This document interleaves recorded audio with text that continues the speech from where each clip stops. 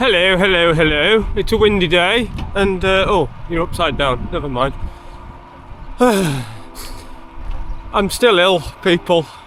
This is the only chance I've really got any proper exercise in this week. I've done a couple of really short Zwift rides, but I'm still not well. It is a deload week, but it's a continued deload week, and it has to be. At the moment I feel like an absolute motor and I've got a huge tailwind behind me. But I'm cramming in an hour and a half, 2 hours, because I'm not training this weekend and I'm in still a world of pain. But I'll talk to you about that in a minute. I'll actually get some decent footage of outside today because the weather's, well, it might be windy, but it's beautiful nonetheless.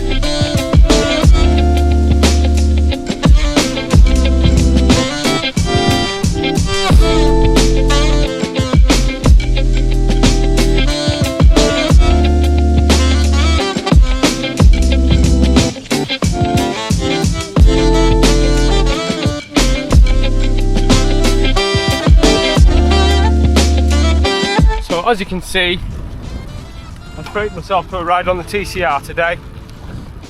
It's been a very deloaded week, and as I mentioned, I can't train this weekend because I'm taking Alex down to London for reasons which will become very apparent a little bit later in this video. For those of you who don't know, and I mentioned this a lot of times, the reason this channel exists is because this is our son Alex. He's 24. He's got a muscle wasting condition called Becker muscular dystrophy.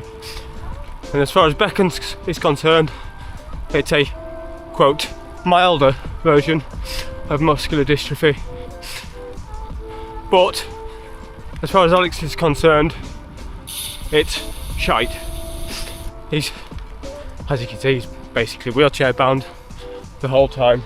And I need to do some highlighting as to why I do what I do and why I constantly ask for help with all the challenges and the fundraising that I do, and why I'm splitting it this time with a crowdfunder, because it's relevant, it really is.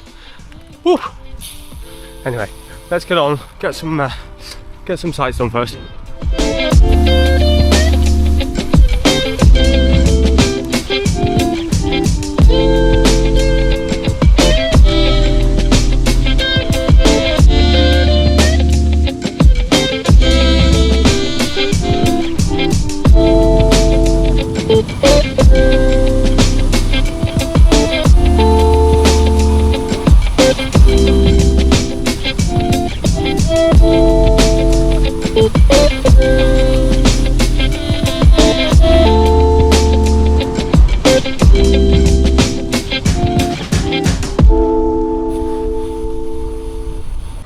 Okay, that's that.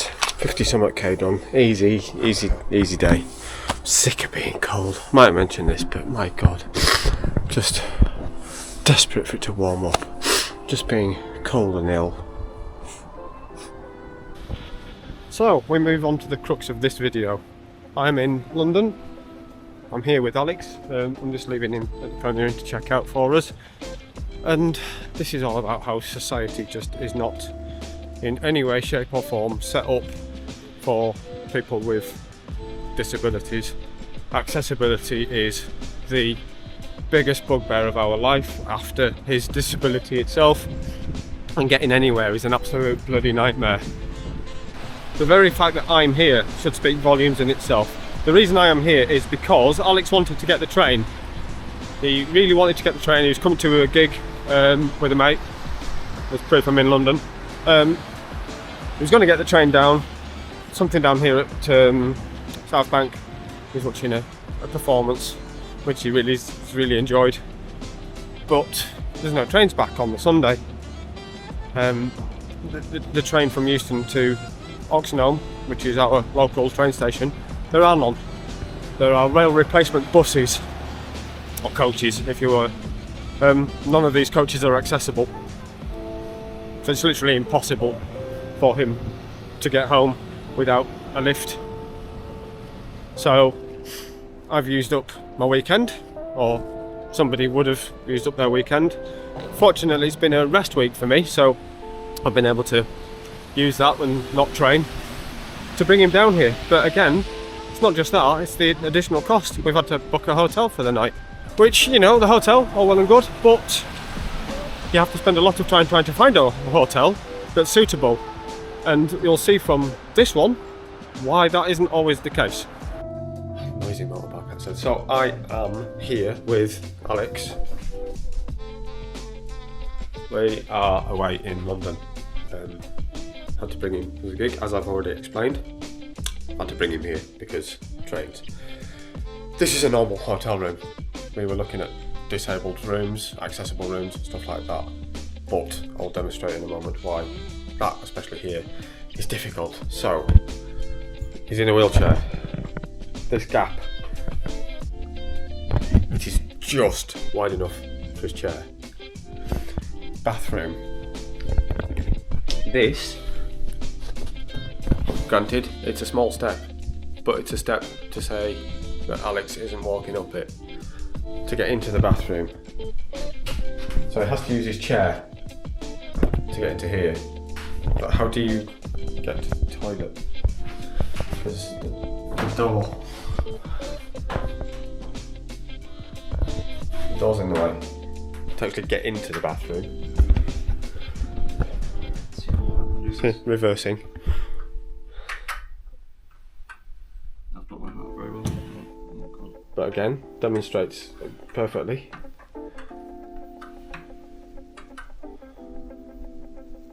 Look how narrow it all is to get in. Obviously, there's a step to get in.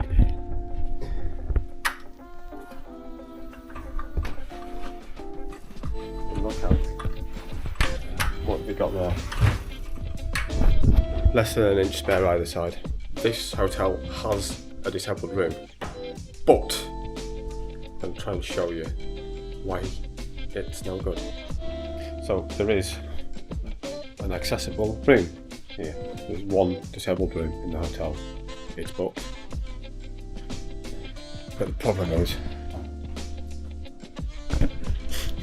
there's 6 steps to get up to it. Which this hotel, this is Premier in Waterloo Station, they've put a lift in. So they've put a lift in here to be able to use it. Brilliant.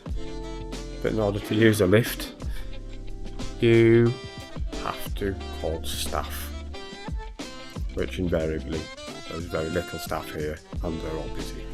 So you have to wait forever if you need to get anywhere at the behest of somebody else.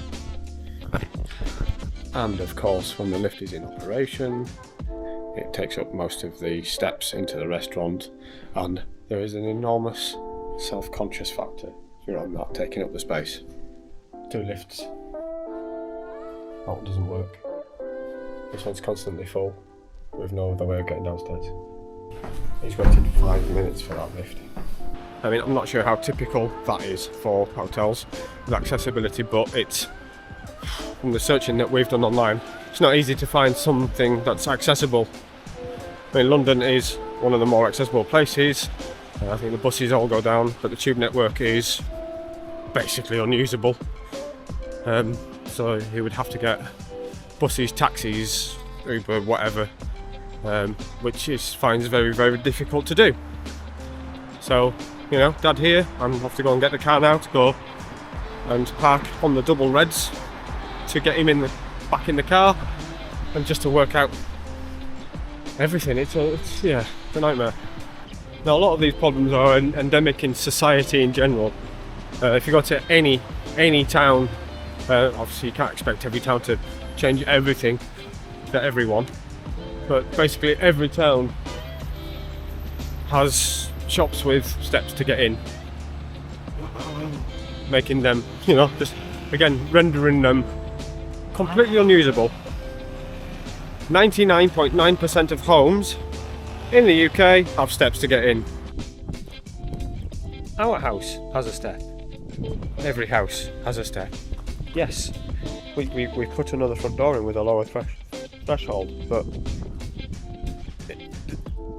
we could put a ramp up, but it's going to cover the entry point to the house or take up drive space, and it's thousands of pounds. We bought that house because we needed a house that would accommodate a lift. That's the only reason we're in that house, as lovely as it is. But hear this, we are trying to move house at the moment. We found our forever home, so we've put the house on the market. Because of the adaptations that we've made to the house, we've turned a four double bedroom house into a 3-bedroom house because of Alex's big room. It's taken 60 grand off the value. Now, granted, we've had grants to adopt the house. We've got a grant to put the level access in, the low threshold door on the back. We had a grant to do the wet room, but we've lost far more in value in the house than what the grant covered in adaptations. We get a reduction in council tax, one band, so that's a couple £100 a year.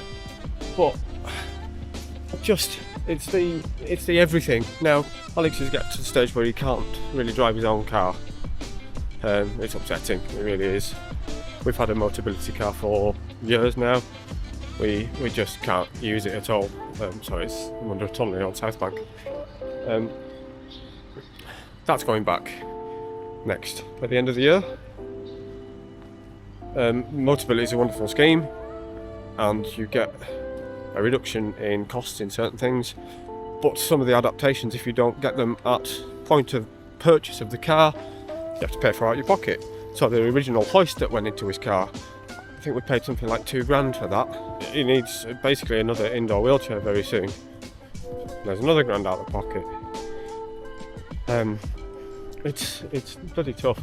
I mean, this is obviously why I'm fundraising, trying to help Alex get on in society. The obvious physical issues that he has are heartbreaking, they are, but they've just cut him up so much mentally. He has not been able to get employment since he finished his masters. He has a first-class masters in astrophysics, and he's not been able to get a job. I mean, you want to add that, or a PhD so far. He's on his second bout of trying now. His confidence has just gone entirely, and it's awful to watch a young man just being slowly whittled away because society's just so not set up for people like him. And it's not a minority. There's so many people. I mean, there's 100,000 people with muscular dystrophy alone, never mind any other ailments. Oh, here's one thing, yeah. He went for an interview on Thursday to Warrington, to Birchwood. Disabled spaces to parking. Brilliant. No drop curb. Get out of the car, you have to do a huge tour around the area to get on the curb, to get in the building. It's just insane. Just insane. This is the wet room we put in. This doorway isn't wide enough for a wheelchair. You'd have to adapt it, which costs money. So what you're looking at here is Alex just getting up after a long car journey, which is very similar, I guess, to normal day to day after being sat for quite a long time. It's a difficult job. He's only basically got a limited amount of time in a day to be able to do this, because he runs out of energy really quickly, don't you? Yeah, I mean, if I'm standing, I'm fine. But... Yeah, if you can stand. I mean, this is Alex standing. You see, wide, splayed. His body is not a normal shape because of the condition, isn't it? And, yeah, stuff doesn't work, which is why we need the help that we need. No? They're just too cold, like... So, what he's explaining here is, legs are too cold, been sat in the car, you've been warm in the car, but Foot's quite cold. Yeah, his feet are cold, but that makes him not operate properly. So, attempting to walk now in the house is, well, incredibly difficult. Is that the best way to say? Mm-hmm.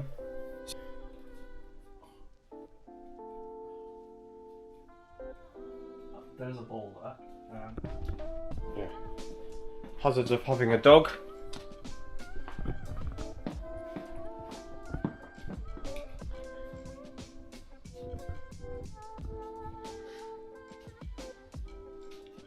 Okay, that's good. And then I almost did it. alright. See, that is inch, half inch. Yeah. And if that doesn't work, this is why I need to have strong legs still, even if I'm not cycling.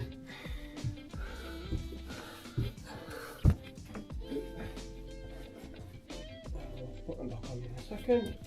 Don't turn your bugger. That's what we need to do. So we're both knackered now. Sorry for the weird interruption here. Realised I'd recorded something and got it completely wrong. So coming back to this. Yeah, it's just a reiteration really of a point. It impacts every single moment of your life. I mean, it's unsurprisingly, it's taken over my life. It's my boy, you know. We wouldn't be doing anything else but helping. I just want to highlight how life-changing it is for a family. Obviously, I do a lot of training and attempt at fundraising, which is why this channel exists. So I will keep saying that. I'm not apologising. But like I say, the house has lost 60 grand in value, minimum, because that's what it's been valued at compared to what it would have been if it wasn't adapted. And these adaptations cost us money. We're going to move house, hopefully, and then move in. We won't be able to get the same level of grants to adapt to the new place. It's a place that we want to be in forever. And wherever we go, the possibility of Alex coming with us or staying with us is always there. So we need to adapt. It costs money. We will devalue that house as well. But again, that's something that we'll take on. Now, the realistic impacts for Alex, it's as I've said, homes do not have level access.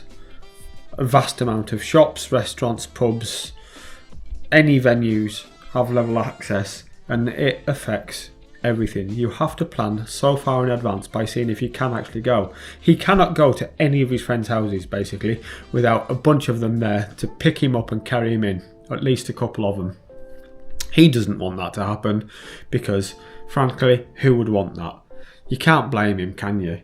You can't go to any of his relatives' houses because he can't get in without being carried in, and in some respects it's a long way up a lot of steps to get into some of their houses. You can't expect them all to move house for the sake of him. He has to plan going to the toilet. He has to plan if somebody's around, if he needs to literally get out of bed, if he slips and he falls. It happens on a day-to-day basis. Yeah, it affects everything. As far as the family unit is concerned, as I've mentioned before, I work here. I'm lucky enough to be able to work from home because should he need assistance getting off the toilet, which is a daily occurrence, I'm here to just nip up, pull a chair in, help get him onto the chair, take him back out. Julia, his mum, has a job. If I had to work somewhere where I couldn't be at home working, there would have to be somebody here. So Ju would have to work from home in an aspect where she gets paid to be at home or so little time that it's impossible. A carer's allowance is a pittance. It is utterly horrific the amount of money that a carer's allowance gives. She's not allowed to earn more than £130 a week, and it's £80 something a week. I can't remember the exact figures. I'll put them here. Basically, somebody who is a carer, a primary carer, can't earn more than just over half the national living wage. So how are you supposed to get on in society if you have to look after somebody but you're not allowed to earn any money? You can't go out and have a job, a proper job, because you need to be here to care for someone, unless you're lucky enough to be working at home. Now, impact of a lot of this, Alex is looking to hopefully move away at some point in the future. He's looking for a job, PhD.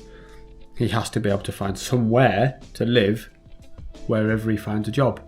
Inherently, that's going to cost a lot more money because it needs to be accessible via a lift, or it's an apartment, or it's close to where work is, which is invariably city centres, which puts the rent up. He can't afford to buy a house because he's never been able to get a job yet, so he can't claim job seekers allowance. He can't claim basically most of the benefits apart from PIP. He gets the Motability and he gets the living allowance, and that's it. That's all he gets. He's applied for one other thing and I can't remember what that is now, but yeah, it just affects every single moment of your life. And you know, it is exhausting. Not complaining, it's a fact. You have to think about literally everything in life. So yeah, I just thought I'd highlight that. Again, society just isn't set up. We're not asking for society to completely change. We know that's impossible. That would be a ridiculous thing to ask. But I think it's just worth highlighting that so many people are like this around the UK, that it's incredibly difficult, and it's so important for us to try and help Alex, because he's going to need, well, there's one more thing, constant adaptation to the house. As his condition progresses, he's getting less and less able to move. So next steps, potentially handrails around the house, or even just another wheelchair for the house. Again, costs a lot of money. I think the major point for me is this fundraising that I do happens to help him fund these adaptations and to go to the charity, because we're pushing for a cure and we need a cure to come before it's too late.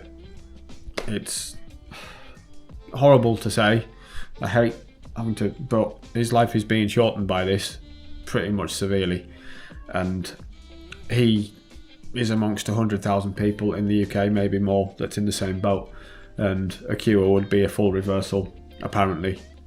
Fingers crossed. Yeah, we would sell everything if a cure was available tomorrow. Be in no doubt. I would sell the house, sell the bike, sell whatever. I would live a pauper tomorrow if I could see my boy not have to suffer as he does every day.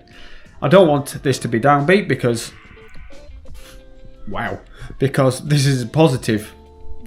I do things to be positive, to try and help others. That's the whole premise of what I do. So hopefully that comes across. I just thought it'd be important. I feel it's important to convey how important it is to us. And obviously it's not just us, it's a lot of others too. So thank you very much for watching. Next videos are completely different to this, back on the bike. So yeah, love you lots, and I'll see you on that one. See you next week. Love you lots, bye.